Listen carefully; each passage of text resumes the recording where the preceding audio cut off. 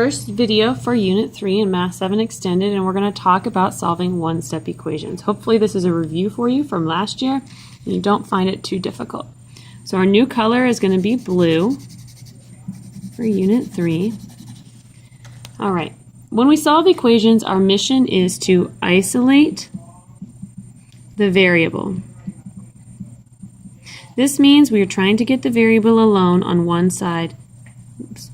This should be on one side of the equation. Solving equations is the reverse of evaluating expressions. Instead of plugging in a number, we have to determine which number should be plugged in to make the equation true. Solving equations requires us to think about opposites or inverses. For example, if you see addition, you're going to use subtraction. Addition and subtraction are opposites. If you see subtraction, we're going to use addition to solve. Again, subtraction and addition are opposites. If we see multiplication, we're going to use division. Again, they're opposites. And if we see division, we're going to use multiplication. So you're thinking about inverse operations or opposite operations. Solving one-step equations requires only one step. However, all work must be shown, even though most of you will be able to do these in your heads. This forms a good habit, so when we get to multi-step equations, you'll already be in the habit of showing all of your work or documenting your thinking. That way you don't have to form a new habit. You must always check your equations by using the substitution property of equality. And that is a property you will learn in algebra next year. But basically it says we can replace any two equivalent quantities and our equations will stay balanced. All right, let's look at a couple of examples. So again, still Unit 3, still blue. All right, question number 1. I have 11 equals n plus 5. So in order to solve this,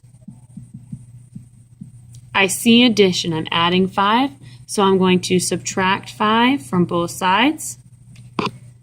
And when I do that, 11 minus 5 gives me 6, and 6 is equal to n. And then I can write that with the variable first. N is equal to 6. In order to check, we substitute our answer back in for the original.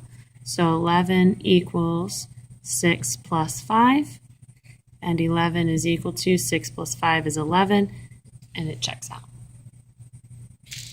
Example number 2. I have 9x is equal to 153.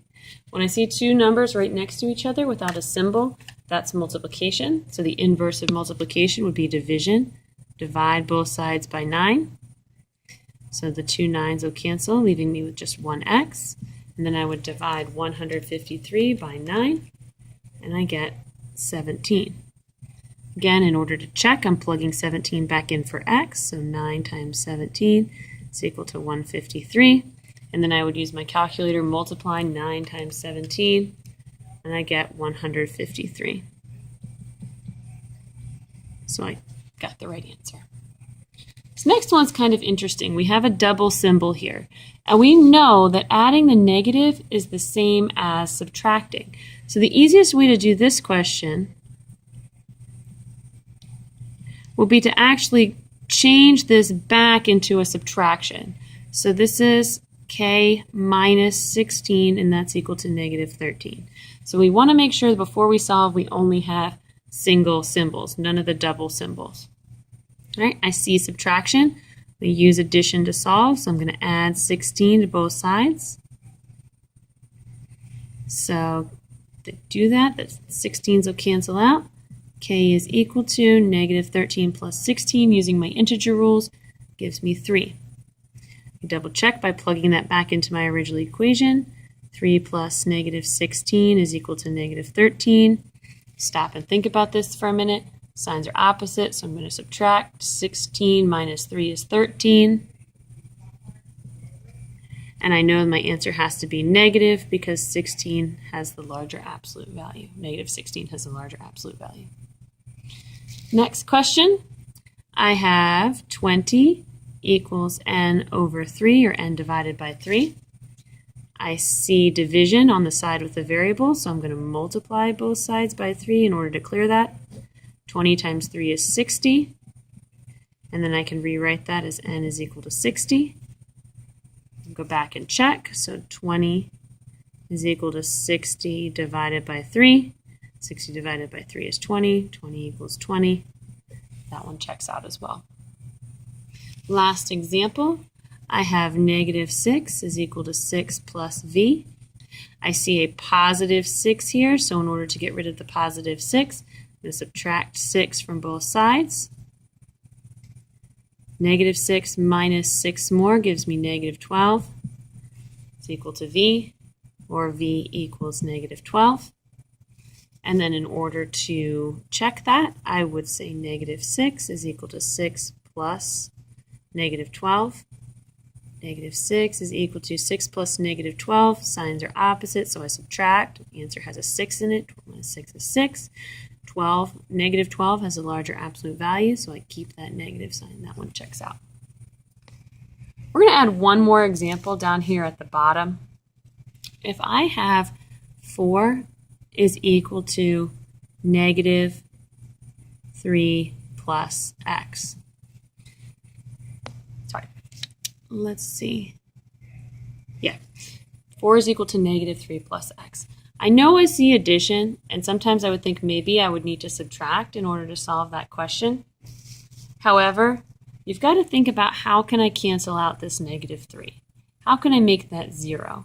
And in order to make that negative 3 a 0, I'm actually going to need to add 3 to both sides. When I do that, I end up with 7 is equal to x, or x equals 7. So then when I go back and check, I would have 4 is equal to negative 3 plus 7. 4 is equal to, if I think about this really quickly, signs are opposite, so I would subtract. 7 minus 3 is 4. 7 has a larger absolute value, so my answer is going to be positive.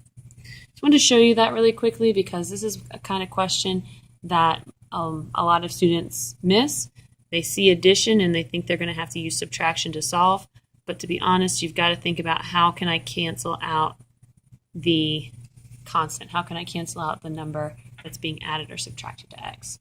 So hopefully this helps you get a refresher on one-step equations, and I will see you in class tomorrow. Have a good night.